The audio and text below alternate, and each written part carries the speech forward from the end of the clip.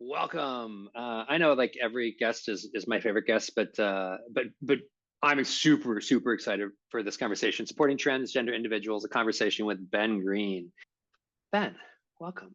I don't want to like kind of clog up everything with me talking, so let's dive on. If you could just kind of start with just tell us your story. Yeah, absolutely. Hey, everybody, it is wonderful to meet you. My name is Ben Greene. I use he, him pronouns, and I am super excited to be here. Ryan encouraged me to lead with some more human parts of my story. So, the biggest thing I always start with is that I am a huge nerd. These are all my books. I have read most of them. My wife currently has me on a book buying ban because I have not read enough of them proportionately. But I love my books. I love to read. I like to play Dungeons and Dragons. I'm a huge nerd, and I am an openly transgender man and an advocate. I came out about 10 years ago in small town Connecticut. For my Connecticut folks, I'm from Weston. If you do know where that is, I'm so sorry to hear that. Get well soon. If you don't know where that is, it's a tiny town, one store, one stoplight, but some lovely people who I was really fortunate to have a community that supported me through my transition. I came out, it was a really interesting time about 10 years ago because transgender was not a word that anybody had ever really heard of before. And so, I first had to learn what the word meant, which I did mostly by coincidence. I had come out as bisexual and gotten added to this Facebook group for LGBTQ youth across the whole state of Connecticut because there weren't very many of us in any individual school. So we just kind of had to find each other across the state. And so I joined this Facebook group and somebody posted and said, "Hey, I'm coming out as transgender. Here's what this means." And I had this moment of like a wave just crashing over me of like, oh my God, so much makes so much sense now. And so pretty quickly after that, I realized that I was trans, started kind of figuring out what kind of man do I want to be, had some very funny trials with masculinity that we can talk about later if you want. And, went to the mall to take notes on how all the men walked, all that good. Ultimately decided that I'm a very feminine man, and that's okay. And, because I was one of the first people to come out in my town and at my school, I had to build a lot of the support systems that I needed as I realized I needed them. So, okay, we don't have a student support group that's very active. Guess I'm the president now. We don't have school policies about gender neutral bathrooms or graduation names. I'm going to help write those policies. Our guidance staff isn't trained to support trans students. I am running that guidance staff training. Our health class doesn't have inclusive education, so I am teaching the health classes. I really, at the time, I was really excited about it. It was really wonderful to feel like, wow, I'm getting to be treated like an adult. I'm getting to do so much. I have so much responsibility. And all of the younger students were coming out, through me and to me first. And then I would help them come out to their families or to others. So at the time, it was really exciting. But now, as a trans adult, it's very much, I acknowledge that I had to grow up the second I came out. So a lot of people think I'm a lot older than I actually am because I've been an adult since I was 15 years old. I had to be really well spoken, really patient. I had to have every definition in the book. I had to be a perfect educator if I wanted to get, rights, access to safe spaces, if I wanted to know that the people after me would be safe.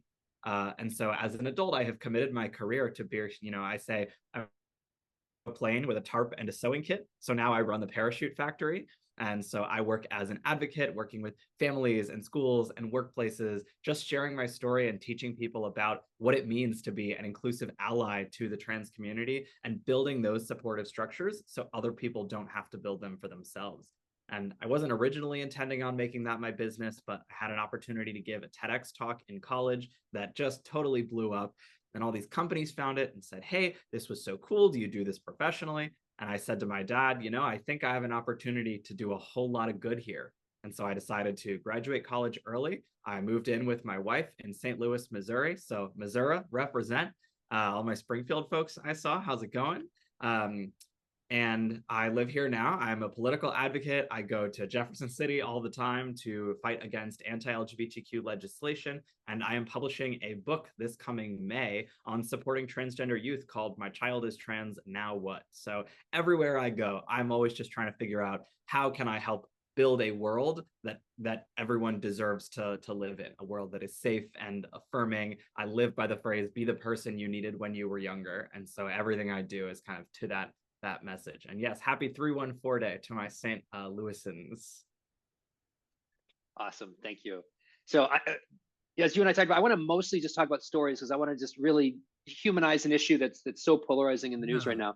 But first, if we could do, maybe 10 minutes or so of kind of education on language. I know you've got a really good analogy. If you could start though, actually, when I was announcing this to our email list, I got a little pushback from somebody who said, Ryan, you do know that gay and trans are not the same thing, right? And Mhm. so if you could just kind of start with like, let's just kind of back up and let's talk about what are we talking about? And then if you could kind of dive into again language and teach us. We're in your Yeah, hands. absolutely. I love that. And that's always so important to me to start with language and vocabulary because I never like to assume that we're all already on square 5 or square 10 and we can just skip the early stuff and move on ahead. I like to have every conversation imagining there's at least one person who woke up today and decided that they wanted to start their allyship journey now. So if you're here, this is the right spot for you. There's no judgment. It is never too late to start. And I don't care where you're starting from. I just care that you're starting. So are no dumb questions here. There are no questions that are too simple. And that is one that I hear all the time.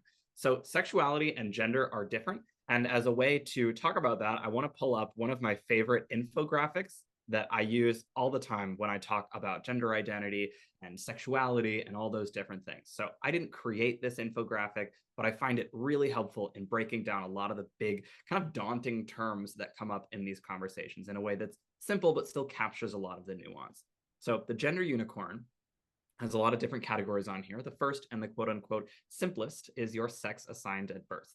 And I use air quotes because while we like to break it down into male and female, the reality is there are so many different ways that the human body can show up. Your sex assigned at birth is based on your genitals, but it's also based on things like your chromosomes, your hormone levels, your reproductive capabilities. There are so many unique experiences we all have of biological sex. It is just as common for someone to be born intersex, which means having sexual characteristics outside of our typical definitions of male and female. That's just as common as it is to be born with red hair. So if there's a redhead on this call, there is also an intersex person on this call, even if you might not know it. Some people don't find out until they're going through puberty or trying to have kids or until after they've died. But there is a lot of nuance in even the ways that our physical bodies show up. So that's our biological sex, about the body that you have. Your gender identity is about your internal sense of being male, female, both, or something else entirely. And in a few minutes, we're going to talk a little more about some of the different gender identities that someone might have. But the key for us to understand right now is just that it is internal, it's how you feel. Your gender expression is the way you show that identity to the world. How do you act? How do you dress? How do you wear your hair? What hobbies do you have? And I like to do a lot of myth busting. And so the first myth I want to bust is that gender expression and gender identity are the same, they have to be equal. My gender identity is all the way over here at the end of this male spectrum. My sex assigned at birth is female. My gender expression is somewhere in the middle of this masculine line.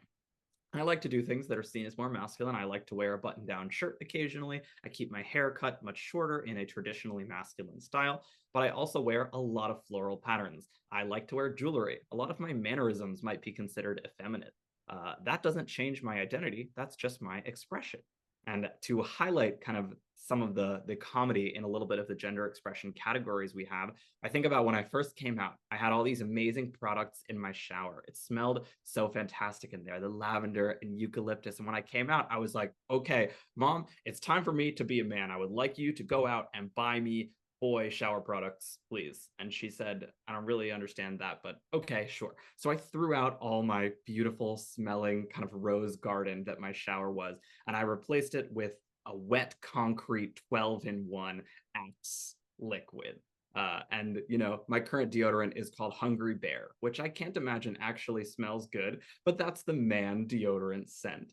And I find that a lot of our categories about gender expression feel just as funny to me as ones about, what scents a shower product can have.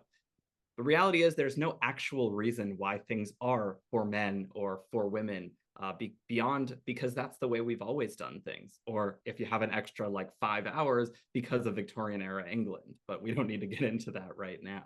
So I just like to highlight that just because we know what someone's expression is, that doesn't actually give us all the information about their identity or their pronouns or their sexuality. The only way to know those things is to ask and have a conversation about it. We don't get to make assumptions just based on how someone presents themselves. So now to answer your original question, Ryan, to talk about sexuality, things like gay, lesbian, bisexual, or queer. Your sexuality or your sexual orientation is about your attractions. Everybody has an identity in both the gender and the sexuality bucket, but they're not the same thing. And the easiest way to remember the difference between your gender and your sexuality is that your sexuality is about your relationships to others, and gender is about your relationship to yourself. So people can have a wide variety of physical or emotional attractions. Sexuality is about who you like, who you love, or neither of the above. Someone might be asexual or aromantic and not experience any or just a significant amount of sexual or romantic attraction. And that can fluctuate over time for some people as well. So I want to do a quick pause and just check on the Q&A. Are there any words on here that are, confusing, or words that I didn't define quite enough? Yeah, so somebody asked, can you talk about how the concept of non-binary intersects there? And specifically referring to the death of Nex in Oklahoma. Yes. So we will absolutely talk about Nex Benedict later in this conversation, and we will talk about non-binary in about 5 minutes as I go through an analogy about different trans and non-binary identities, but I'm really glad you asked about that. I see someone also asked about aromantic and asexual, which I know I kind of tossed those words out there. Using our Latin roots skills, a just means not. Something is ahistorical, it's not historical. So aromantic means not experiencing romantic attraction, and asexual means not experiencing sexual attraction. It does not mean that something is wrong with someone. There are plenty of people who have extremely happy, fulfilling lives and relationships that aren't necessarily centered around sex and or romance. Somebody doesn't necessarily have to be both asexual and aromantic. They can be one or the other. And those identities show up on a spectrum as well. So I have a good friend who identifies as gray asexual. That means that generally he doesn't really experience sexual attraction, but occasionally he might. It's just much less common for him than it might be for others. So there are lots of ways that might show up. That's a great question. Someone asked about if you could give a little bit more on intersex. Yeah, absolutely. So intersex, essentially, there are a couple of different ways someone can be intersex. Either that's with their chromosomes or with their physical body. So chromosomes, we all, learned in 7th grade biology, you're born with XX and XY chromosomes. XX for people assigned female at birth and XY for people assigned male at birth. But there are over, I believe it's 15 naturally occurring chromosome variations besides those two. So someone might have a different set of chromosomes. They might have XXY or XYY or just X. There are quite a few different chromosome combinations you might have, and that might affect your reproduction. It might affect your facial and body hair. There are a lot of ways that can show up. The other way someone can be intersex, a word that some folks might have heard in the 70s and 80s or earlier in history, is the word hermaphrodite. We generally consider that word to be fairly offensive, but what that describes is someone who has sexual organs that are not quite considered traditionally male bodies or traditionally female bodies. That might be external genitalia appearing really differently. It might also be reproductive organs appearing really differently. Someone might have both testes and ovaries inside of their body, and they might have no idea until they are trying to have kids. Someone might not have a uterus. There are so many different unique ways that intersex conditions might show up. These are also sometimes referred to as disorders of sexual development. There are a lot of different ways that might show up. So intersex is kind of an umbrella term for a lot of different bodies, but it just highlights the nuance in the human experience of having a body, basically. And I love to talk about intersex folks, both because I think they're a community that does need a lot of support. One of the big challenges of the intersex community right now is that typically if a baby is born with intersex genitals, the doctors will decide arbitrarily to do plastic surgery on that baby to say, well, we want to make your genitals look a little bit more normal. We're going to pick which gender we think you're going to live as, and we're going to give you that genital, and then we'll raise you that way, and we'll never tell you. And that is a big thing that intersex advocates are fighting very firmly against, people making that decision for them. There aren't really other cosmetic surgeries that we do on babies that way, on newborns. So the intersex community, I like to talk about them because I want to highlight the challenges they experience, and because I think it's really helpful for us to understand, hey, it's not just that we have two totally simple buckets of male and female, and then so many different gender identities that we talk about just based on these really easy buckets. Even biological sex is something that is way more diverse than we think of it as. So breaking down that kind of misconception about the simplicity of biological sex will also help us approach our conversations about gender identity with an understanding that very little is as simple or as binary as we like to think. So I came up with this analogy in high school as a way to explain to all of my peers what it meant to be trans because I was getting asked like 10 to 15 times per day. And I said, all right, let me try to explain this in a way that I think everyone can relate to. So I thought of, well, what can people relate to more than sitting down? We all love to sit. Most of us are probably sitting right now. So we're going to say that for simplicity's sake, when everyone is born, they're born sitting into one of two types of chairs, a firm, tall stool and a soft, squishy armchair. And this chair is going to represent your biological sex. So we've all sat down before, right? And when you first sit down, you feel the chair you're sitting in. You're aware of that chair. How comfortable is it? Is it firm? Is it soft? Is it a little bit too warm from the person sitting there before you? Whatever it is, you're thinking about that chair. But if it's comfortable, you kind of stop feeling it. Most people don't feel their chairs. They are comfortable and content to stay in their chair for all of time. They identify as what's called cisgender, or someone whose gender identity is the same as their biological sex. Not a bad thing, just a vocabulary word. Most of the people on this call and most of the people in the world probably identify as cisgender. And I think the chair analogy is really helpful here because it helps us understand why we may not have thought about our gender identity as different from our biological sex before. Because if it's comfortable, you're not noticing it as much. Now, at some point before, we've all sat in a chair that's uncomfortable, right? And whatever the reason, it's too short, it's too tall, something's poking you, it can be really distracting. The longer you go sitting in a chair that just doesn't feel right, the more it can become downright painful. So, this feeling of discomfort or distress due to a mismatch between your biological sex and your gender identity is what's known as gender dysphoria, and it can be really challenging to deal with. Now, it's really important to me to highlight that I'm an expert on two things. I'm an expert on the academic side of this conversation. I could tell you all about what these words mean, the definitions, the history, the etymology, and I'm an expert on what these words mean to me. I can tell you all about my experience of gender dysphoria, my experience of being transgender. But what I'm not an expert on is what these words mean to anyone else. Academic definition to give you the tools to understand the wide variety of stories that you're going to encounter in the world around you. Not every person experiences dysphoria in the same way. Some people have it about different parts of their body in different amounts. For me, for example, all my dysphoria was about my chest. And when I had top surgery to make my chest appear more masculine in 2019, I stopped experiencing gender dysphoria. I got to a point where I felt very neutral in my chair. This is when the conversation around trans people has shifted in a way that I think is really beautiful. For a long time, we focused exclusively on this misery. We're born in the wrong body, we're trapped. It was all about what we were trying to escape from. And so I have escaped from the things that were really hurting me, and I got to a neutral place. I went from a -10 to a 0. But I realized that there is actually more to life than just getting to neutral. I want to go from a 0 to a 10. So we started to use the term gender euphoria to talk about the feeling of joy and comfort when your expression is aligned with your identity.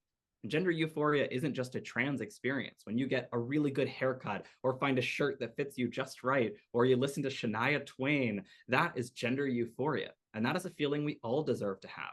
So I started hormone therapy, not because I was miserable without it. I was very neutral without it, but because I am even more joyful with it.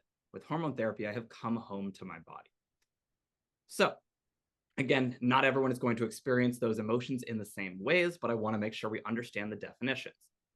So, if you're uncomfortable in the chair you're sitting in, easiest solution is to just get up and move. Find a more comfortable chair. This refers to someone who is transgender or someone whose gender identity is different than the sex they were assigned at birth. Two quick things to note about the way someone might move their chair. Number one is that I'm the same person sitting in this stool as I was sitting on that armchair. I'm just more comfortable. If someone that you know and love comes out, there are things that are going to change. I can't tell you exactly what they are because transition looks different for everybody. But at the end of the day, that person that you know and love is still very much alive. They're just more comfortable. And the other thing to note is that I'm not kicking over everybody else's armchair because I don't like armchairs. I just want to sit in a chair that's more comfortable for me. Transgender people, by and large, don't care about where anybody else is sitting. We just want to be allowed to sit in the chairs that make us feel comfortable. So this explains the most binary of identities, but as a lot of you may have heard, there are a lot of ways people are identifying other than just male or female. Just like biological sex, gender exists along a spectrum. and people can fall anywhere along that spectrum they want to. So, how might this fit into our analogy? Well, maybe someone wants to sit in a chair that's a little softer than a stool, but a little taller than an armchair. Maybe someone wants to sit in one type of chair one day and a different type of chair a different day. Maybe someone says, I just don't get it. No matter what chair I sit in, I'm uncomfortable. I'd rather just stand up. People can identify as agender, gender fluid, and a whole host of other identities that fall under this umbrella term non binary, just meaning not one of the two binary identities, being male or female. And there are so many different ways that can look. So, the last thing I'll say about language, and then I'll pull my slides down and we can go back to more of the conversation style, is that I have a lot of people tell me, Ben, how am I supposed to keep track of all these identities? It feels new label every day. And I want to lean on a skill that we actually already have as humans to answer that. I used to talk about how to stay up to date and how to do your research, but I realized that there were skills that were much more helpful and meaningful for the trans and non binary people you talk to. My wife is a fourth year medical student. She is studying to be an OBGYN. She is so much smarter than me, but I love her. So she goes to the hospital for work and she'll do a 15-hour surgery. And she comes home and I say, hey, how was your day? And then she starts a sentence that I understand like maybe 5 of the words in it. I don't know what she's talking about. I watch Grey's Anatomy like this. Medicine is not my thing, but I love her. So I bring enthusiasm and curiosity. I say, oh, and you told me you had to switch to a different kind of procedure. What does that mean? Why did you do that? I bring enthusiasm and curiosity. I ask her questions, and all of a sudden, I start to recognize the words she uses. All of a sudden, I say, hey, do you want to watch an episode of Grey's Anatomy together as long as you tell me when to cover my eyes for the gross parts? I start to learn because I'm coming into her world with respect. My goal will never be to do a surgery. I think all parties will not survive if I do a surgery, including me. But my goal is just to show up with love and support and curiosity for my wife. And that's the energy I want us to bring to trans and non binary identities and labels that we might not understand. Nobody needs you to become a perfect expert in what a label means. We just need your energy and your curiosity and your compassion. Ask questions, come into the world, consume media that represents that identity or that experience well. And that love and support means so much more than someone who can, parrot back the perfect definition of my experience to me. So that's all the language and vocab that I have. I'm going to pull my slides down. Thanks for letting me do my little language spiel. I feel like that's always a helpful place to start from. I appreciate that. I didn't even know that was coming. That was fantastic. It was like we had a conversation and a training all in one. Yay. Yeah, so let's dive into some stories because again, it's the stories that bring humanity to this issue, and humanity is what we're lacking in this conversation. And so please, like entertain us, educate us, make us laugh, make us cry. Do it. Oh gosh, can you? I think my brain just did a little. Yeah, no worries, no worries. The chat. So let me just kind of ask. Let's kind of I'll ask some questions, kind of going back to the beginning. Like, yeah, when did you first just start to think something seems different here? Yeah. And I really like the way you asked that because that's such a different answer than when did I know I was trans? That's the question people usually ask me. But the reality is, finding out I was trans was the final piece of the puzzle. Everything, it was like a closet that was getting more and more filled. And then finding out the word trans and opening the closet door was like a Looney Tunes closet that's full and stuff is coming out for like 5 minutes. So I knew I was different for a long time because the way I described myself for a long time was like, yeah, I'm a weird kid. I'm not very good at being a person. I got invited to a princess dress up party, and it wasn't that I wanted to go dressed as a prince. It was that I wanted to go dressed as Stitch with all his like little blue arms and all of his little laser guns. And I didn't see anything wrong with that. And everyone was like, hey, that was kind of weird of you.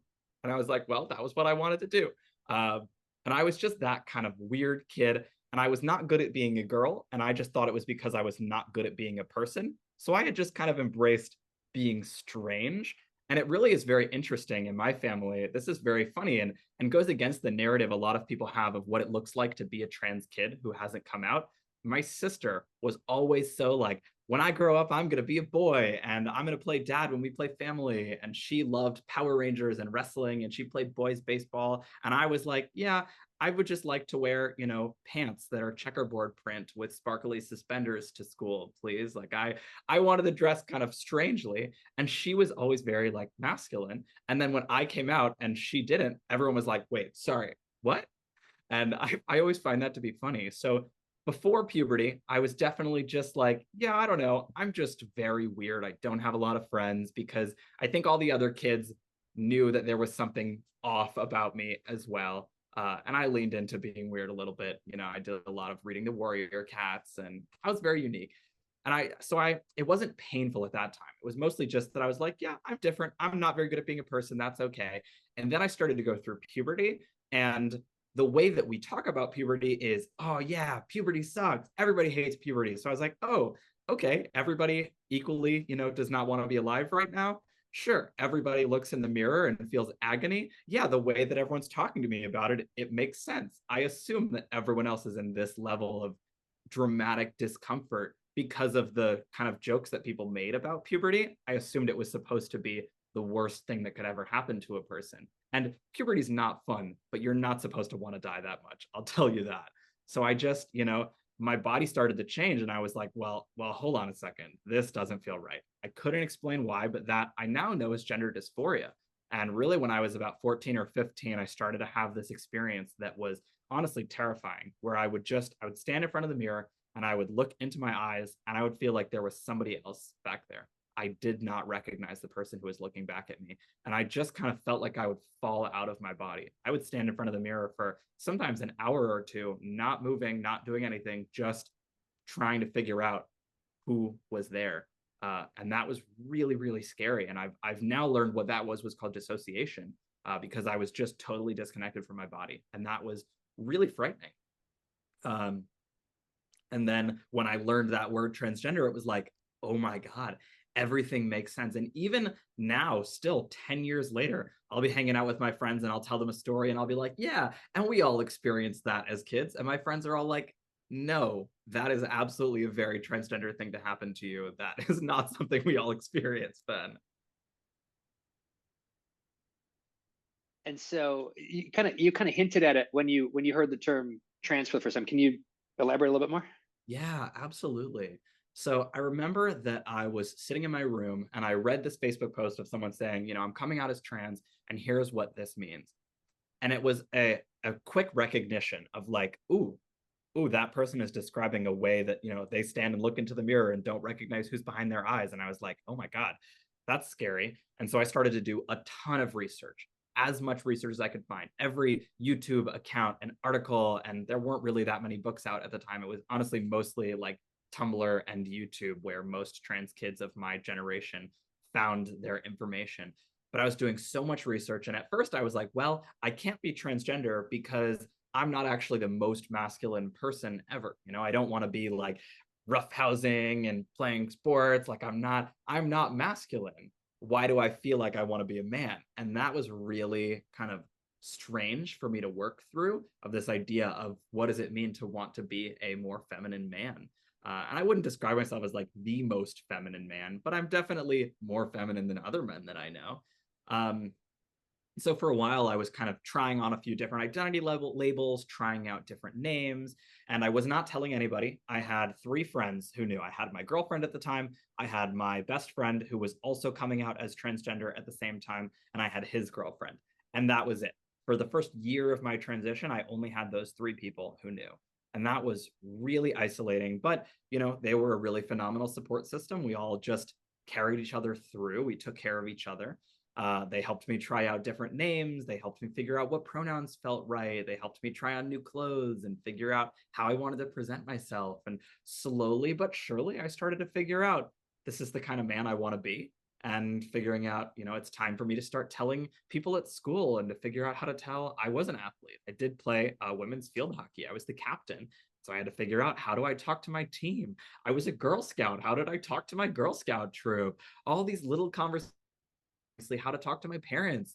I had to start figuring out how to navigate all of that. And so I had, my network of people that really carried me through that year that I would not have made it through without those people. How did you tell your parents, and how did that go? Yeah. I think that it went as well as it could have gone with the resources they had available to them at the time. Now they are phenomenal advocates. They are awesome. They are really supportive. I think at the time there was very little equipment or supplies or books. There was nothing. They didn't know what to do or where to go, so they just kind of had to stumble around finding resources. I'm really, really grateful that they met me with love immediately. And that's so important. Do I wish that they had had every answer to every question when I came out to them? Sure. But that's not how life works. That's not a reasonable expectation. But they said, all right, we don't really understand, but we love you. So we'll figure it out together. That doesn't mean it was a perfect journey, but the way that we describe it is very much like we were attached by a bungee cord. So I said, okay, I'm ready to start coming out at school. And they weren't ready for that. So they pulled me back, but I pulled them forward. And I said, I'm ready to start coming out to our family. And they weren't ready for that. So they pulled me back, but I pulled them forward. And there were moments like when I wanted top surgery, I really was in a lot of pain emotionally. There was a lot of my life that I was missing out on. Couldn't go to the gym, couldn't go swimming, wasn't really showering, wasn't, auditioning for musicals because I couldn't be in a t-shirt to do a dance rehearsal. So I was really needing them to come and meet me, and they were really not ready to budge. And so I had to say, guys, listen, I'm I can't do this anymore. This bungee cord, because we talked about that analogy, this cord's going to snap. You can only stretch a cord so far for so long. And so they said, okay. And they caught up. And then they supported me. And so it has really been a learning experience, but they did really amazing, and have now become such a phenomenal resource for other people who have kids who come out. For me, they've been really supportive of my book coming out. They are really wonderful. I'm so grateful for the love that they brought to my transition. Did they get any backlash from friends or coworkers or anybody? Yeah, I'm very pleased to tell you that I don't know. Because, I was a kid and I think that they shielded me from a lot of that. I think that there were certain conversations that they either didn't tell me about, or that, I have family members that I know took a long time. I had one family member who took 8 years to call me Ben for the first time and never said anything to my face, but I knew that my parents were talking to her privately. And I have to assume those were not all positive conversations, but they said, like he's going through enough. I didn't need to hear, especially as a kid, I didn't need to hear about who in my life all of a sudden thought I was an abomination, or thought I was doing something wrong or gross, or thought that my parents were doing something wrong by supporting me. I'm really, really grateful to them that they didn't make me grow up any more than I already needed to. I think allowing me to have that safety in my transition, to experience joy in my transition, was so, excuse me, so formative in helping me become a joyful trans adult, because I was not immediately exposed to so much hate. I love that answer. What's your wife's Yeah. name? Her name is Samantha. And how did you meet Samantha? We met in college doing theater together. And it was actually right after I had sworn off dating. Isn't that how it always goes? Because I had really, most of my partners, with the exception of the lovely young woman that I dated while I was very first coming out. And to her, I will always be grateful for, the ways that she supported me. But after her, a lot of my partners really treated me in a way that did not make me feel good about myself as a trans person. They just treated me like I was, a burden, that I was gross, that I should be grateful that they even wanted to look at my body, like all sorts of things that were really just, terrible to say to another human being that you're trying to have a romantic relationship with, but that people would say to me. And so I had gotten to this point where I said, I just don't think that I'm lovable. And then I was doing a theater. I did a lot of college theater, and my stage manager, who I had worked with before, but we hadn't gotten along in the first show we'd done together because I was very annoying and she had to yell at me all the time. And I thought it's because she didn't like me, but it's just because she was the stage manager, and that's how stage managers are. So I didn't think she liked me in our first show, but a year later, I had become a little bit less annoying. She had become a little bit less scary. And so I, needed a lot of help running my lines. And so I would go to rehearsal, and then she and I would hang out after, and she would help me run my lines. And I noticed that I really liked when she laughed, when I added funny things to the lines. And all of a sudden I was like, oh, I think I like her. Your story is almost identical to mine. I was waiting tables, and my wife was really good at it. I was really lousy. She tried to help me. She failed, but it worked out okay for the two of us. So Exactly. It all works out in the long run. yeah. And I'm not sure how to ask this question, but I guess what I'm trying to ask is, like, in what ways has your relationship been perfectly quote unquote normal? And in what ways has there been unique challenges, unique experiences, unique, I think, Yeah. hopefully you get what I'm trying to ask. Yeah, it's been really interesting because a lot of people perceive us to be, you know, I present very masculinely. She is a cisgender woman. And so we go out sometimes and people just kind of assume that we are a straight couple. And that's always very funny to me because, I'm very feminine. I like to play with gender sometimes. I might paint my nails. Like, we'll go get our nails done together because that's fun. And I think that we definitely have some friends who don't know what I do for work who are like, oh, like, I know that there are certain people who feel bad for my wife because they think that she has a gay husband, and I always find that to be a little bit funny. But really, just like I'm very comfortable with my gender and my sexuality. I love my wife. I am not gay. Um, so that's been a very interesting. Like, a lot of people perceive us to be like heteronormative, but that in and of itself can be a challenge, right? So when we were planning our wedding, we just got married in October of last year, and she's a medical student. And medical students, as you all know, are known for having a lot of free time. It's a really relaxing career choice.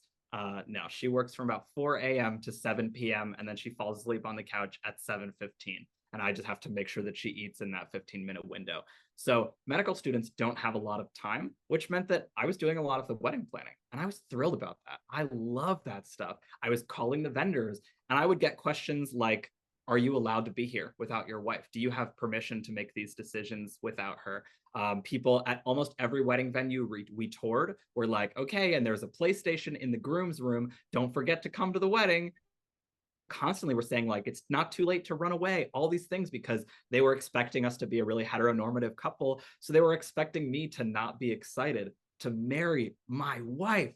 It was actually unbelievable the number of people who thought that I was not excited or like made the classic jokes about me not being excited. She's the love of my life. I was beside myself. I'm still beside myself. And it's strange to people how much I love my wife because they expect me to be more heteronormative. And I think that says something about society that makes me sad. So that was an interesting challenge. And then, in more serious challenges, she's looking at her medical residency, and like half of the states she's looking at, we can't move to because I can't safely, promise that I can live there and continue to do my work supporting trans kids or continue to access my healthcare. Even politics aside, having kids is something that we're both really excited about and really passionate about. And there are some plumbing issues that are going to make that a little harder than it might be for, a heterosexual couple. And so IVF or adoption are much more expensive, much more time consuming. So having a family is going to look very different for us than it will for others. So, when we look at international travel, there are a lot of countries that it's just not safe for us to go to. Not because of our relationship, but just because of me and my identity. So there are definitely challenges we've gone through, but in a lot of ways, we go on dates, we hang out, we love each other. We are a very, standard relationship. It is not like anything scary or totally dramatic. We hang out, I do the dishes, I feel like it's a normal, good, healthy partnership. Any particularly poignant stories you can tell about Mm, any of this? yeah. Oh, let's see.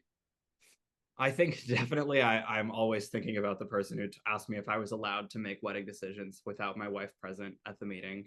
That was really funny. Um, Here's a story that I think is really beautiful. I wasn't sure when we were engaged, and for the longest time, her grandparents are very, very conservative. They are like very deep down a QAnon rabbit hole. And there are a lot of things that they don't like to hear about. And so we had kind of decided with her and her parents that we weren't going to tell them I was transgender and that we were just going to kind of let them like have whatever beliefs they wanted to. We weren't seeing them that frequently, anyways. And then like 7 or 8 months ago, my 14-year-old, or no, she was 11 at the time. My 11-year-old cousin was driving with her grandparents back to, from Phoenix to San Diego, where my wife's family lives, and said, "Oh, I'm bored. We should Google Ben." And so she pulled up my website, and the homepage of my website literally has a picture of my face, and it says, "My name is Ben Greene, and I am transgender." So there were very few questions left to be had. And she decided, it's a long drive, a lot of hours. So she read every single page of my website in full to Smith's grandparents. And we were like, oh my God, we weren't in the car, but we heard about this. And so they arrived at my wife's parents' house. And they said, Vanessa, why don't you go play upstairs? So she left, she went upstairs. And they came into the kitchen and they said, hey, is Ben transgender? And I was not there, but my wife's parents were both like, oh no, like, yep, yep, he is.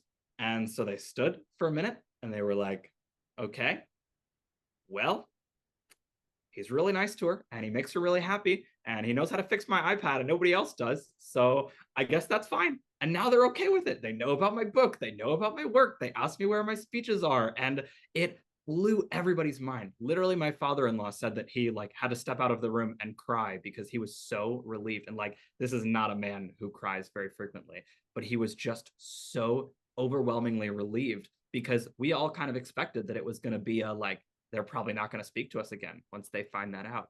And so that, I always say leave room for people to surprise you because it was just really like, it was really cool and really unexpected. But because they knew me, they already had a relationship. They weren't startled or betrayed by me saying, yeah, and here's just one other, fact about me.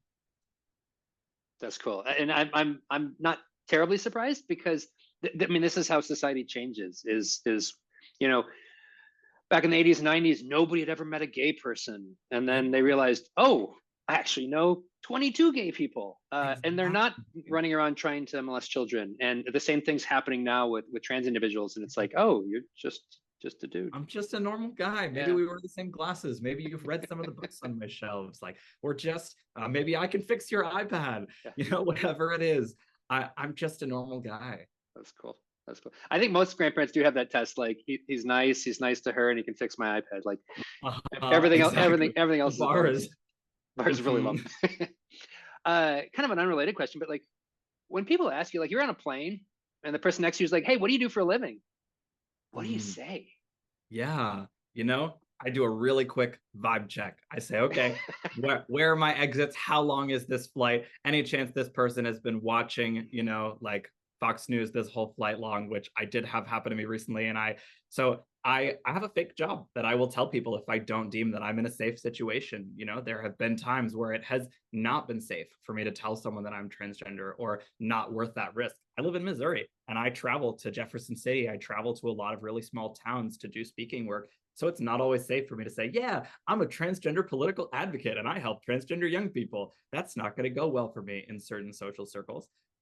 So whenever I can, I like to share and I'll say, well, I'm a public speaker. And I might say I do LGBTQ inclusion work, kind of test the waters. It's a very, I do a lot of dancing around trying to figure out when I am and am not safe to share that information with someone.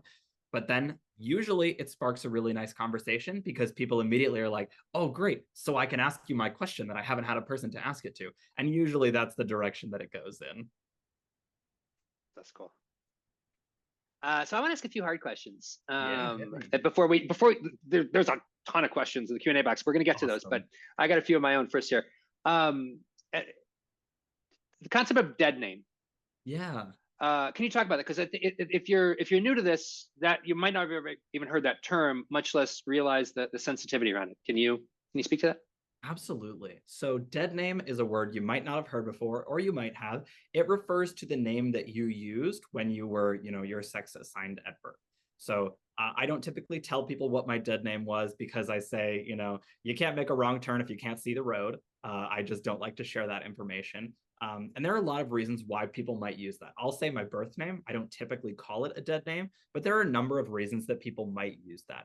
In general, people will use the word dead name. People say, that just, it sounds so harsh, it sounds so dramatic. And that's the goal. The goal of using a word like dead name is to convey the gravity of using the wrong name for someone, to convey the amount of pain that that carries for certain people. There was a long time for me where getting called my dead name was like really uncomfortable. It was really painful. And actually, the way that I got over it was that I started working. I had a gender neutral birth name, and I started working with someone who was a man who had that name. And I really quick, it was a very small team. There were 3 people. So I had no choice but to be like, okay, I can't call him a different name. For a while, I used to write his initials in my calendar. And then I was like, okay, this is getting very silly. I just have to write his full name out. But for a long time, it really hurt me because to be called that name Our names are the most fundamental part of ourselves. And to have your name, to have someone call you the wrong name feels so like someone is just saying, I don't see you as you are. That hurts. The wrong name, the wrong pronouns. I know we talk about this and we say people shouldn't be so sensitive. I'm learning, I'm making a mistake. And there is a difference between making a mistake while you are making an effort to learn and not making an effort to change the name and pronouns that you use for someone. It's not going to happen naturally. You have to practice that. You have to get into those habits. And so there were people in my life who I knew weren't trying, people at my school, people in my family, and it hurt every time, no matter what I did, no matter how I changed. As I continued to go through, changing my appearance, becoming a well-known public speaker, hearing that name hurt really profoundly. And, I didn't want people to associate me with the person that I was before. And I think now I'm at a place where I'm so secure in my identity that I'm comfortable talking about, parts of my body that are seen as traditionally female, joking about the times in my life when I had a period or talking about pregnancy or things like that, which that's not something I'm interested in, but some transgender men are able to get pregnant and do choose to do so. And so I'm not uncomfortable talking about the time when I identified as female or what my birth name was when I'm talking to my closer friends, because that doesn't carry the same pain anymore, because I know that the people in my life see me as I am. I know that if I tell my wife about something from before I transitioned, or I talk to my friend about the fact that I have a uterus, I know that's not going to change the way they see me anymore because I feel safe with them. And so if somebody is feeling really hurt by hearing their birth name or their dead name or the wrong pronouns, it's because it is a speaking to a much larger wound of not feeling seen as they are. And so I think that's the name, the word for it is really strong because it is used to convey just how much it hurts to not be seen as you are. Any recommendations if you're trying and you screw up? So meaning like had I said, "Hey Ben, what was your name before?" and you're like, "Ooh, party foul," and I genuinely didn't know that. How any recommendations Yeah, for recovering? absolutely. So this happens to me all the time, not necessarily in the trans inclusion space, but I'm a person, I talk to other people, which means sometimes I get it wrong. So anytime somebody corrects me, the first thing I say is thank you.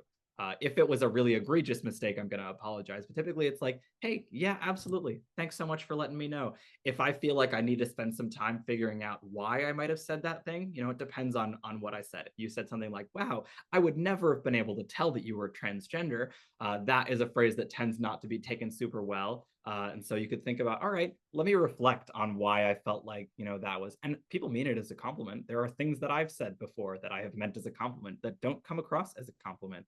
And so I, might spend time reflecting on why I might have said what I did, or doing a little bit more research about why something was hurtful if I don't feel like I understand. In terms of names and pronouns specifically, if you use the wrong name or pronoun for someone, just do a quick correction and move on. Oh, yeah, well, as he was saying, so sorry, they keep going. Doesn't need to be a whole thing. And then I would recommend practicing. If you have a friend or family member who's come out, this was a great thing that I recommend when people say, like, yeah, my kid came out, but grandma just is not getting the new name and the new pronouns. So call grandma and say, how about the two of us go out to grab some coffee and we're going to practice, their new pronouns and their new name. And if I mess up, you correct me. And if you mess up, I'll correct you. We're going to work on it together. But taking the judgment out of that in a space where the stakes are lower to practice is really, really meaningful. And then adding some reminders as well. People say, okay, maybe you'll have a misgendering squirt bottle. So somebody uses the wrong pronouns, you get a little bit of water. Don't worry, everybody's waterproof. Everybody's going to be fine. Or you have a misgendering jar where you put in $1, and it just helps to create a reminder system where everybody has, a way to say, hey, you used the wrong pronouns for that person, rather than needing to make it a whole confrontation every time. It doesn't need to be really serious. And that's something that I think about, transition and trans journeys in general. They don't need to be without joy just because there are serious topics. The solution can be funny. The solution can be a spray bottle. That's hilarious and effective. I always try to find ways to bring joy into these conversations, to let people know that coming out as trans and the whole experience for a family or for an individual isn't just, sad stories that we see on TV. It's also possible to have a very happy trans story. That's cool. Thank you. So I got a mini monologue, and then I promise there's a question to this.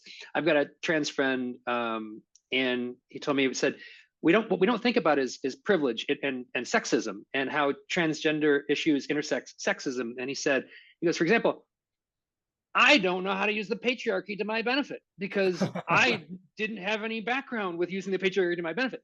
Obviously, it said in jest, and he said, and other people, when they start to physically identify as female, all of a sudden are just hit in the face with sexism, and they're like, "Whoa, I had no idea that sexism was this bad."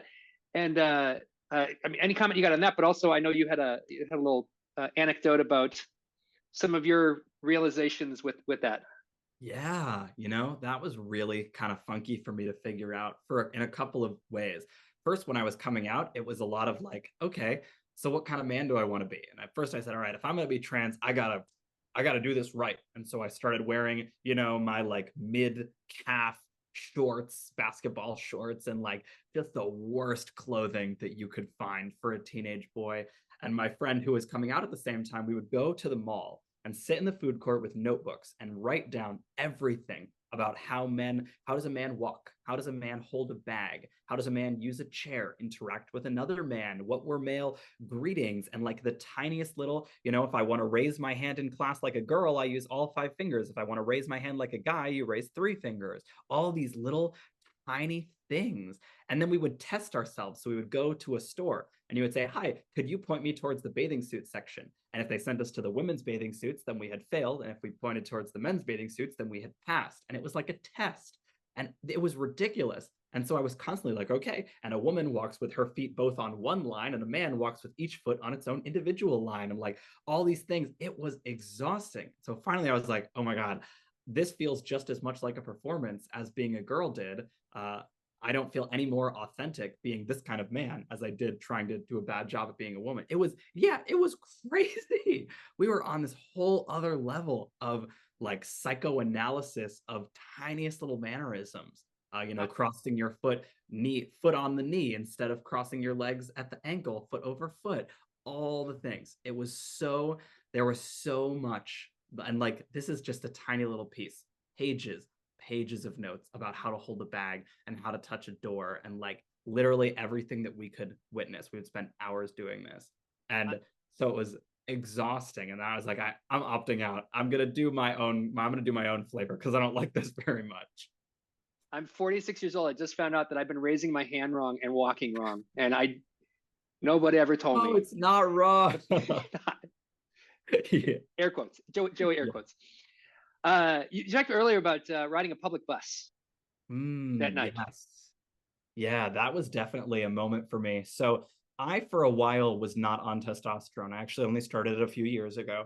And so I obviously was a woman for 16 years and I was socialized as female, which to be socialized is to be taught how to engage with the world as a woman, which means that my parents had a lot of safety conversations with me. And the biggest one that I remembered and that was really drilled into me was if you're on public transportation, find a woman and sit next to her because you are both safer together, especially if you're on a train at night. You got to go sit next to a woman because you're both going to be better off that way. So that's a gut instinct that I have. I get somewhere late at night, the vibes are weird. I'm immediately like, okay, got to go find a woman and sit down next to her because that was drilled into me. And so I was, obviously a woman for 16 years. And then I was a little boy for a while. I just kind of looked like a kid. I looked like I had not gone through puberty. I would go to the grocery store and people were like, oh, is there no school today? And I was like, I'm 23. But that's unfortunate. But like people still had some grits. I would go sit next to a woman and she'd be like, oh, this is maybe like an unaccompanied minor or something. And I didn't really process what was going on. And then all of a sudden, my shoulders got broader, got a little taller. I got a little bit of a beard. My voice is deeper. All of a sudden, I am not sending that message of safety and solidarity to the woman I'm getting on the bus at 11 p.m. and sitting down next to, even if my instincts are telling me we are both safer that way. Even if I know that I have no things that are going to make her unsafe, I know I have no malicious intention. I want to sit and listen to my audiobook and ride the bus and get home to my wife. I know that she doesn't know that because I was trained the same way. And so I think it's really helpful for me to know the ways that women are socialized to understand men to avoid being, creating situations that might not be safe for women. So, most trans men I know have way higher standards for things like consent, for when we approach women, where we sit on public transit, the ways we carry ourselves. It's been really interesting to process being perceived as threatening in certain spaces in a way that I, was previously trained to perceive threats. That's been really, really interesting to figure out what can I, do to keep people safe. So that also means that like most of my friends are women here in St. Louis, and sometimes we'll hang out. We all live in walking distance of each other, and I'm always the last person to walk home. I will walk everybody back to their house, and then I will walk home, and they'll say like, "Oh, you don't have to do that," and I'm like, "Yes, I do. Like, it's St. Louis. If you're in St. Louis, it's St. Louis.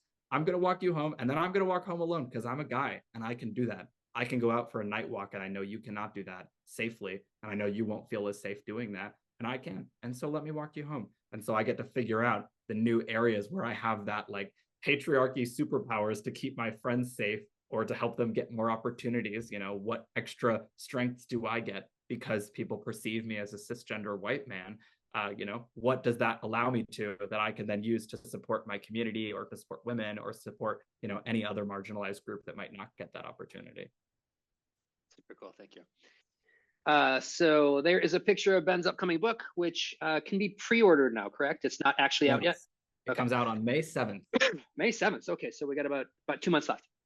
And then there's all the contact information. And then if they scan that QR code on their phone, where is it going to take them? I'm fairly certain that is my virtual business card, so it should take you to digital versions of all of those links. Perfect. All right. So first question, do you have any advice for how to stand up for a trans colleague when a patron, I'm assuming this is a library, says something hostile or inappropriate towards them? I don't want to overstep and speak for my colleague, but it's difficult sometimes to know if and when they need someone to step in. Thanks. Yeah, that is a fantastic question. And so much of the answer is actually hidden in the question that you asked.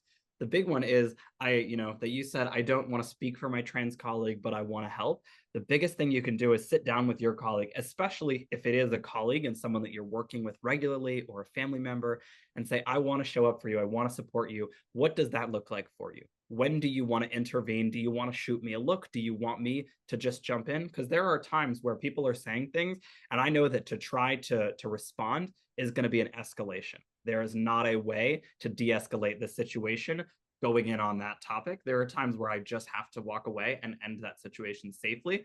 And I have friends who are, passionate defenders who might end up making that situation a little bit worse. And so I talked to them and I said, hey, I'm going to shoot you a look if I need you to step in, or if it's about this topic, I would love for you to step in. So the first thing I'd encourage you to do is talk to that employee, talk to your coworker, talk to your friend or family member and say, what does support look like for you? When do you want me to intervene? Do you want me to wait until, you say something to me? Do you want me to jump in? Figuring out together. And then I would say you also mentioned, having someone who is hostile or inappropriate. Super, super different things, the reasons that someone are bringing in an inappropriate comment, very different approaches. If someone's being hostile, our goal is to get that transgender person out of that situation. Why don't you say, hey, I think it's time for your break. Why don't you head back and I can finish, having this conversation. Try to help get them out of that conversation. If it is someone who is saying, you are grooming kids or not quite so aggressive that you need to get them out of the library, but clearly enough that your coworker is very uncomfortable, just say, hey, I think there's somebody, on the phone looking for your specialty. Why don't you get out of here so I can come in, bystander intervention. If it's someone saying something inappropriate or just someone asking a question that's a little off color, oh, what was your birth name? Or are you going to have the surgery? Or things that like you wouldn't ask a person who wasn't transgender. You could find ways to ask them questions about why they need to know that information or why they're curious.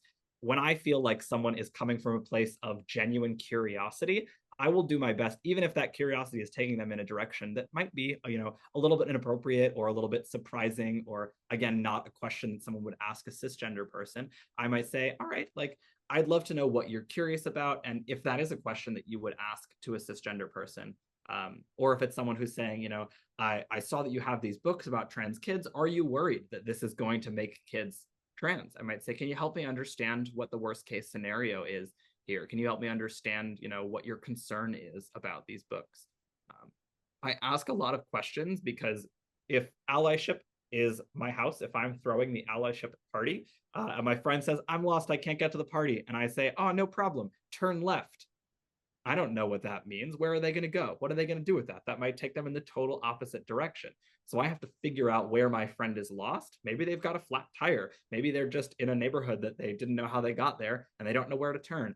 I have to figure out where they are to help them get where I want them to be, because there are a lot more places to be lost than just you're at my house or you're at the lost house. You could be lost anywhere. So I ask a lot of questions when I think someone is coming from a place of curiosity rather than hostility. And if it's hostility, I'm trying to figure out how to safely remove everyone from that situation. You're a metaphor guy. I love it. I am too. I'm a big metaphor guy. All right. And also, if you could give your little monologue about the only question you won't answer. Yes, absolutely. The only question I won't answer is the question you don't ask. There is no judgment. There is no trap. There is no catch. Please ask me literally anything you want to. I have been asked every question under the sun. And at this point, I like to issue people the challenge to ask me a question I have not been asked before. Truly, whatever you would like to know, I am an open book. And I did promise that I will try to screen out anything that seems to be intentionally offensive. But if I miss the mark on that, please let me know. Sure thing. Okay. How can we advocate both personally and for others? Oh, come on. Sorry. Zoom is every time somebody adds something, it jumps away. How can we advocate both personally and for others for transgender friendly policies in the workplace, handling misgendering and so on? That is a great question. So it depends a little bit on what your situation is, what your power is in the place where you work. There's a phenomenal book written by a good friend of mine, Dr. A.C. Folks. He is a transgender man as well. It's called Everything You Want to Ask Your Transgender Coworker But Shouldn't. It's a really well done book that talks a lot about best practice policies. So that's a great resource for learning about what all the policies are. If you are someone who is a supervisor, start thinking about what things you might be able to implement on your team. Or if you are just, an individual contributor, talk to your manager or talk to the head of DEI if your company has one. Perhaps join an ERG. But I think it's helpful to say that you are most likely, hopefully, fingers crossed, not the first person to be wondering these things, to be having these conversations in your workplace. So if you're an individual, find people who are fighting for similar things. Find if there is an ERG, if there is a DEI working group, if there is a book club, where might there be people who are going to feel similarly, who might be a little bit higher up, who might know where the roots are, which senior leaders are the most likely to help champion this. Figure out who your allies are. And that goes for wherever you are, whether you are an individual coming out in your workplace, even coming out in your family. Who are your allies and who are your champions? Who do you know is known for going to bat for inclusion? Who is the one that makes the company statement on Pride Month or Trans Day availability? Figuring out where your allies are and joining up with those folks so that you're able to talk about what's happening already and where the greatest need is. If you're an ally, I would definitely encourage you to see if there are other trans employees to say, hey, I want to advocate for you at this company. What do you feel like would be helpful for me to advocate for? Because every company has different problems, right? We want to get them to the allyship house, but we don't know where they're lost. Some companies have great benefits and terrible culture. Some are really inclusive cultures, but don't cover any gender affirming care in their insurance. So all sorts of ways to show up with support. And the name of the book was Everything You Wanted to Ask Your Transgender Coworker But Shouldn't. Okay, so two-part question. Part one, do you prefer crunchy cookies or chewy cookies? I like ones that are crunchy on the outside and chewy, like crunchy on the rim. Just a little bit of crunch, but generally chewy.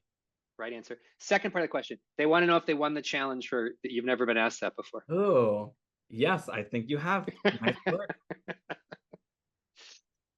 All right, jumping back up here. Kind of relates to the book title you just talked about. Can you go over some of the off the table questions? So like can you just kind of help us? Like, don't say these things, don't ask these things. Here's a real good go-to guide about what not to say or do. Yes. Or ask. Short answer, no. Short answer, I'm not going to be able to, help you be sure that you'll never say something wrong again in your life. We're all human beings. What I will say is that there is a really broad misconception that trans people are very angry, sensitive snowflakes ready to jump down your throat if you use the wrong word. Generally speaking, every trans person I know says, listen, do I get annoyed sometimes at, if somebody asks a question about my genitals or my partner's genitals? Sure, I might take that a little personally. It might be a little uncomfortable, especially if I'm not in a work setting like this one. But if I can tell that someone is genuinely curious, there is a lot that I will let slide because I might say, hey, here's a reason why someone else might not want to answer that question. But most of the people that I know, if they can tell you are curious, are not going to jump down your throat, are not going to yell at you. We are not as angry and sensitive of a group as certain political parties might make us out to be. We generally just, want to go through our lives and are okay sharing our stories because we know that that has an impact.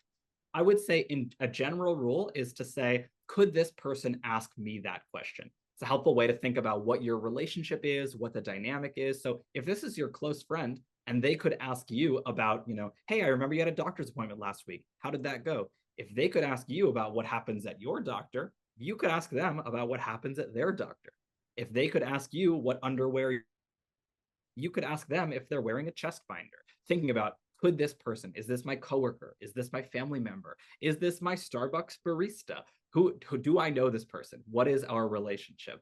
So that's a great way to start doing a little bit of a litmus test of, is this question, overly personal? Because a lot of the questions follow of just like a little bit invasive, especially like when I go to the doctor, I get really, really personal questions that are not related to my medical care, but is more related to curiosity. And that's a big question I encourage folks to ask themselves as well is if you are in a position of power over the person you're talking to, whether because you're a healthcare provider, you're providing some kind of a service, whether because they're a young person and you're an adult, they feel they have to answer your questions to access whatever it is that you have that they want or need. And so I really want you to ask yourself, am I asking this question to provide the best care possible or because I'm curious? And is this the right space for that curiosity? Because it might not be. When I go to the doctor, I am not in the place of I'll answer any question you want me to. I'm feeling very vulnerable. I don't like to go to the doctor. Very transparently, it makes me very nervous because I have not been treated very well by doctors in the past. And so in different spaces, I'm willing to answer questions differently. Not every place is the right place to bring your curiosity. Um, yeah. I love your shorthand of if the roles reversed and they asked you the same question, like, if the barista asked me about my genitalia, that'd be kind of weird. So love it. Yes. All right, I work at a library. Is there a good way to there's got to be a better way to do this. No, come on. I work at a library. Is there a good way to handle asking someone if they are trans? Or if I know a child is trans, how do I handle asking or navigating not knowing if their caregiver knows about them? I wouldn't want to out anyone. There's a lot packed into that question. Yeah. Oh, there is a lot packed into that. I would say if you can talk to that young person, it's really helpful. If a young person comes out to you, say, all right, like, help me understand what do our parents and caregivers know, or like, what do our grown-ups know is a good way to ask that. What name do you want me to use with, the grown-ups that you're with or that you might come in with? That can be a really helpful question to ask because it is really important not to come out on someone's behalf, especially a young person, because we don't know if they're going to be safe, right? We're talking about homelessness. LGBTQ youth are disproportionately represented by a huge proportion because they are thrown out of their homes by their parents for being transgender, for being LGBTQ, even just for being more effeminate or not fitting into their roles correctly. That can be the reason someone does not have a home anymore. And so, we really want to be sure that we are not outing someone. And outing just means, telling someone else about their identity without their explicit permission. And so if a young person comes out to you, say, all right, help me understand what safety looks like for you. What name are we using? What pronouns are we using with, with mom and dad or with whoever your grown-ups are? And your grown-ups is a great gender neutral alternative because we don't know if someone has two moms or just grandma or, a social worker or whoever it is. So your grown-ups is a good way to phrase that. By the way, you made me feel a little bad when I just realized that I'm a professional homelessness advocate and I didn't tie the two in for this conversation. So thank you for bringing homelessness in after I forgot. So Of course. my bad. All right, next question. Can you speak a bit on gender euphoria? My journey was more about chasing that euphoria rather than moving away from dysphoria. And I think it can be helpful for people to know that being trans isn't only about discomfort and pain. Yeah. And I think people might have a really interesting reaction to that. As you're hearing that question, you might be thinking, well, I don't really think of it as all discomfort and pain, but I want you to think if you have ever seen a TV show or a movie with a trans character. I know there are a couple that I can think of, certainly some episodes of NCIS, a number of shows. And the biggest thing most of them have in common, especially things that came out before like 2019, is that they're usually either victims or they are people who are already dead or who are going to be killed. They are people who are typically living the same plot line of coming out and getting kicked out of their homes immediately. There are not, and especially there were not, happy trans stories basically ever. If there were, and it was maybe there were other satirical films like White Chicks that were just made to make fun of transgender people. But were there trans happily ever after stories that you saw in the TVs or movies or books that you were, interacting with? Have you heard of a trans happily ever after? Have you seen a transgender person with gray hair or seen a transgender person getting married? Generally, those aren't things people have seen before because our media representations and what we talk about in the news is exclusively horrible, horrible things. For a trans kid, that is horrible to just grow up assuming that nothing good is ever going to be able to happen to you because that's just, you've never seen it before. I didn't know trans adults existed. And so gender euphoria is such an important way to shift that conversation to say transgender people aren't just miserable. We aren't just people who suffer and are persecuted. Do we face a huge number of challenges? Yes. I am not here to say rose-colored glasses, everything is actually really lovely, it's not too bad at all. It's, peachy keen being a transgender person in America. It is hard. There are states where I cannot live. There are states where I cannot book a connecting flight through because I can't legally use the bathroom. It can be really challenging. And I'm happy. I have friends. I have a wife. I am connected to my parents. It's possible to have a joyful, euphoric life as a transgender person. And it's so important to find, whether it's people in your life or people on social media to follow or TV shows to watch that show examples of trans people being happy. And I think that's also part of why it can be really hard for parents of trans kids is because the way that we emphasize why it matters to be supportive is all about statistics around suicide and depression and self-harm. We focus so much on we've got to move away from this. It's like a beast we're running away from. We have to protect our kids from the harm of not having supportive parents.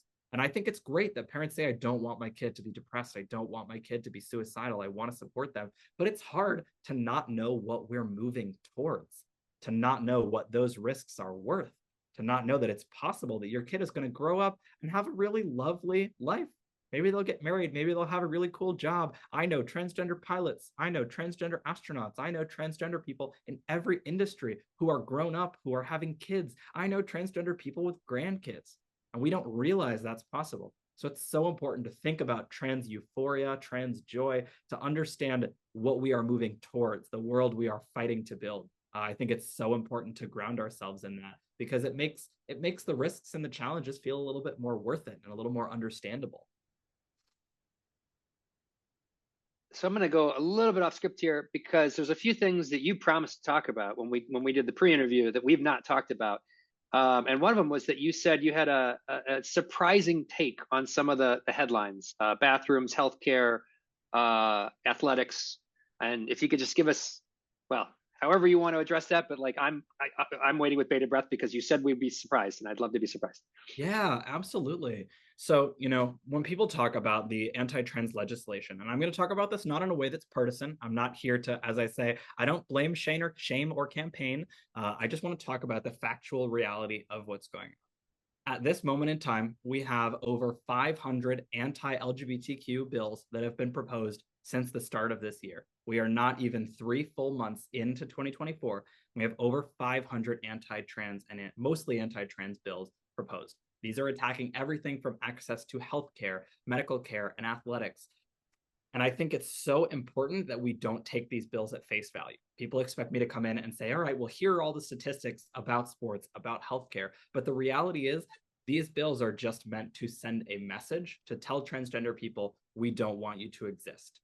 The debates that we have about them, about transgender inclusion in athletics, they are kind of a like, ooh, look at this shiny thing over here, as a way to build hatred for this community. So as an example, when we talk about trans sports, I don't want to talk about the science, actually. I don't want to talk about the statistics. I want to talk about how in Missouri, we had 8 anti-trans sports bills proposed last year. We had 5 trans athletes in the whole state. That was more than 1 bill per child. Those were K through 12 athletes. And that's what we're seeing in most of these states. People proposing athletics bills cannot name a transgender athlete from age K through 12. People use these names like protecting children and protecting women's sports, fairness for female athletes. I support fairness for female athletes. Almost every D1 NCAA sports team does not obey the laws about equal funding for men's and women's sports teams. That's what I'm advocating for. I'm advocating for my sister, who's a track athlete, to get equal access to really fancy locker rooms and training equipment that the men's teams absolutely have access to, their whole outfits and all this really fancy stuff that the women's team does not have access to. Female fighting for, equal rights for women and female athletes is important to me, and transgender athletes is not the way to do it. Similarly, when we're looking at things like transgender access to healthcare, it's never been about protecting kids. People will openly admit that their goal is to ban access for all ages to healthcare because they believe transgender people should not exist. So I give people answers they're not expecting to these questions, where I don't debate any of them at face value, not anymore, because that implies that we agree there's a problem and we disagree on the solution. I don't agree there's a problem to be solved here. There's not an alternative I suggest to any of these bills because they're not necessary. They're also not meant to make sense. They often have holes in their logic that just kind of fall apart.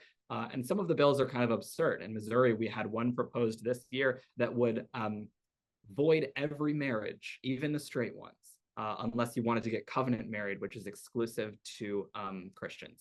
And you have to have a year of Christian marriage counseling before you can get covenant married, dissolving every single marriage in the state. So these bills are like a whole nother level of, kind of insanity, of building a culture of hate. But it is so important to just to recognize that the goal of these bills is to build fear and anger around the trans community and to make us feel attacked. And that's very effective. For transgender young people, hearing about anti-LGBTQ legislation has a profound negative mental health impact. So it's really important that we think about these not at face value is so important. Thank you. Any advice for people fighting against book ban attempts, especially where the book banners are specifically targeting LGBTQ books using groomer rhetoric? That is a great question. And after that, there's also a question that I want to check out in the that's based on religion coming up in the Q&A that I see there's quite a bit of chatter about underneath that question. So I really want to make sure we get to that because it seems there's a little bit of debate going on in there. Sure.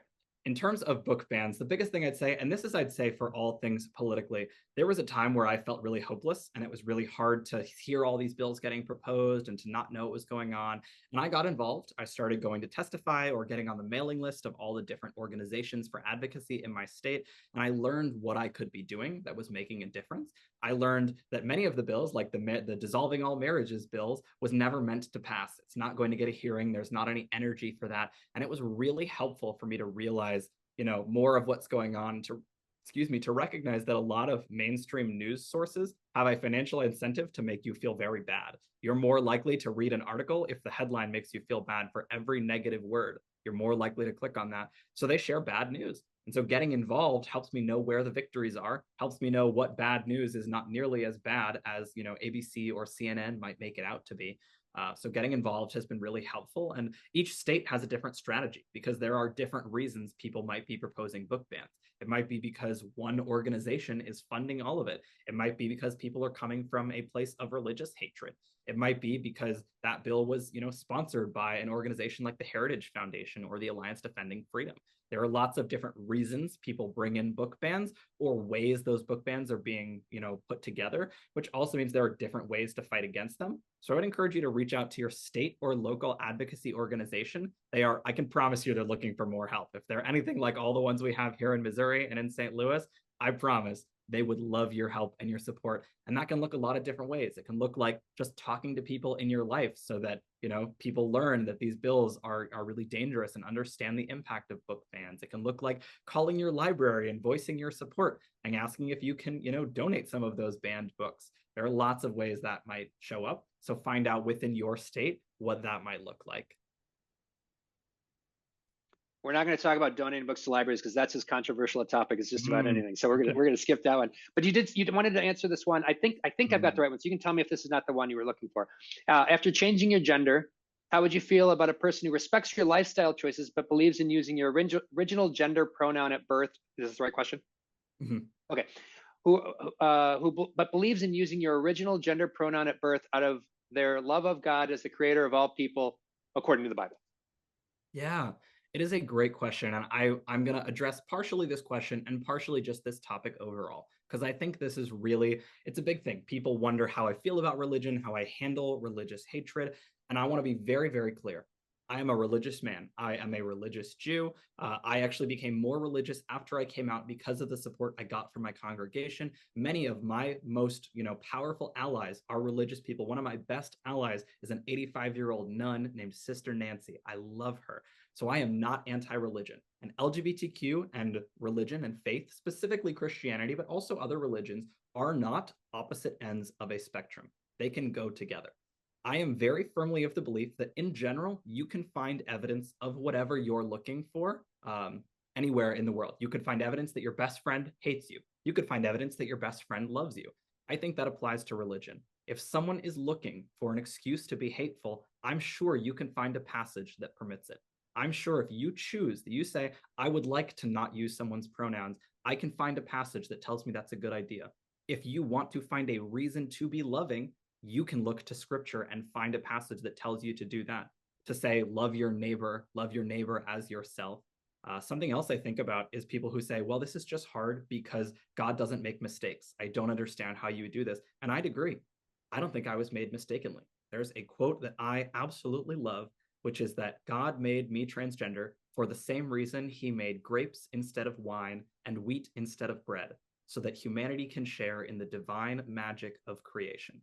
And I would really encourage you to think about what you are choosing to look for in your faith, because there is evidence in there. There is evidence in every faith tradition that there is reason to show up with kindness and compassion for people, not just in the language that you speak, but in the language that they speak. So a lot of people will speak the language of love using their faith, but by the time that makes it to me, it's being received as hate. So I want to think about how I can get that translated. How can I speak my love all the way to you? And that's going to mean using the right pronouns. That's going to mean using the right names, because telling someone, I respect your choices, but I will not be using the right name or pronouns, I'm not going to engage with that individual, because that says, I don't see you as you are. I don't respect you as you are. I respect you as I wish that you were, but I don't respect you as you are. And that can be challenging to hear, but religion isn't hateful. People choose to find hate and use their religion to justify it. You can look to religion to find a sword, and you can look to religion to find a shield. Everyone who's on here, I encourage you, find the shield. Be that. When I go to our capital to testify, most of the people who are there are faith leaders from every denomination of religions that I can think of. And it is beautiful to see that coming together, to all of those people who wanted to find a shield and they found it. So I encourage you to look for that shield. So here's a thank you. Here's a little lighter question. Will Yeah. you be doing an audiobook version of your book, or do people have to read it? I hope so. I am working with my publisher to get an audiobook set up, so it is not confirmed yet, but I email her once per week and I say, any updates on the audiobook? So I'm fighting for it. Don't you worry. Worst case, there will be a YouTube video of me reading it. So send me an email and I'll let you know. Very cool. So we got 4 minutes left, and when you and I had done the pre-interview, you had talked about there was a particular story that you really wanted to share, and I'm not going to let you leave this without sharing it because you didn't tell me the story, and I believe it went something about, well, do you know which story I'm talking about? Okay, then I won't give away the punchline. I'll just back away. So this is my favorite story to tell because it is so meaningful and it really explains why it's so important to me to be so open and honest and vulnerable in all of the work that I do, and why I share so much of my story and just really wear my heart on my sleeve. When I was coming out, like I mentioned, there were not happy trans people on TV, on the news, in the books I was reading, and that was really hard to not know it was possible for me to be happy and to grow up and to have gray hair. And then the summer after my freshman year of college, I saw a real life trans actor playing a trans character who had a happy ending. And my mind was blown. I was so excited. I spent the whole show sitting in my seat. It was an off-Broadway play. The whole show sitting in my seat, planning out everything I was going to say to him after the show. I was going to say, Ian, I've never seen someone like myself represented on a stage before. It gives me so much hope for myself and for my future as a transgender person. Thank you. And we'd take a picture. He'd sign my playbill. It would be great. I was all ready. And we came into this lobby room after. I'm on one side, he's on the other. I take one look at him. I'm all ready to start my spiel. I open my mouth and I just start sobbing. He sees me. He comes through the whole crowd. He starts crying and he just grabs me. And we stand there, not saying a word, but crying in each other's arms, understanding everything we needed to know about each other in that moment. And after 2 or 3 minutes, he stepped back and he said, "This is it. This is why representation matters." And he told me the story about he had the exact same thing happen to him 20 years before, the first time he saw a transgender person growing up. And in that moment, I said, okay, that's it for me. Everything I'm going to do from this moment onwards is going to be to the goal of being that for as many people as possible, being the reason someone can look at me and say, oh, I can be trans and grow up and find love and find success and find happiness. And everything I do in my work is to the goal of fighting to build a world where I know that that is possible for every single transgender person. And I've realized pretty quickly that I'm not going to be able to do that alone. But the fact that there are so many parents and librarians and teachers and community members, the fact that almost 1,000 of you joined this call today and are watching this recording to say, I want to know how to show up wherever I'm starting from, whatever thoughts or concerns or feelings I had, I want to know how to show up. That's how I know for a fact that we will be able to build that world. So I want to thank you all for giving me a chance to share my story, for giving me hope that we're going to be able to build that world. I've gone through a lot of emotions in the past few years. I have been depressed and anxious, and never have I been hopeless. And this is the reason why. So I want to thank you all for giving me that hope and for helping build that world with me. Ben, thank you. This was awesome. I've been trying to kind of keep an eye on the chat box and everything, and people seem to be really as impressed with you as I am. And so I'm so happy to have you on here. Now I'm gonna put your contact information back up on the screen here when we're done. But I want to give you the last word, and then we'll call it a day. Yeah, I will just say to everyone, stay hopeful. If reading my LGBTQ history has taught me anything, it's that our community has been attacked like this before, socially, politically. And the fact that I'm still here today, the fact that we are talking about it, that there are trans characters on TV and trans people in advertising, the fact that we still exist is proof that we know how to fight back, we know how to take care of each other, and we know how to win. As long as we keep sticking together, fighting for each other, taking care of each other, I know we will get there. And if you're an ally who's a little nervous about it, I'll leave you with this. If you're trying to be my ally and the stones thrown at me aren't hitting you, you aren't standing close enough. Come a little closer. People aren't always going to like you for your allyship, and that's a good thing. And that's okay. So thank you for being willing to get hit by a few stones for me. Please feel free to reach out. Something that I love that I get to do as a resource is to do free coaching for parents of trans kids. This is not a business pitch. This is not a sales pitch. If you want to get on the phone and talk about how to best support your kid who's come out, send me an email. I will get on the phone as long as you need. Anything I can do to support your workplace, your family, community organization you're a part of. I just love to show up and support people however I can. I'm always trying to maximize my good. So please feel free to reach out. Any way I can support you, please feel free to pre-order my book, or if you'd like to talk about a bulk pre-order for your library, you're welcome to send me an email. I would just love to support you however I can. Thank you so much, Ryan, for having me, and Megan and Crystal for all of your work behind the scenes, making this really beautiful. I am so grateful for this opportunity and this amazing space you've created. Thank you.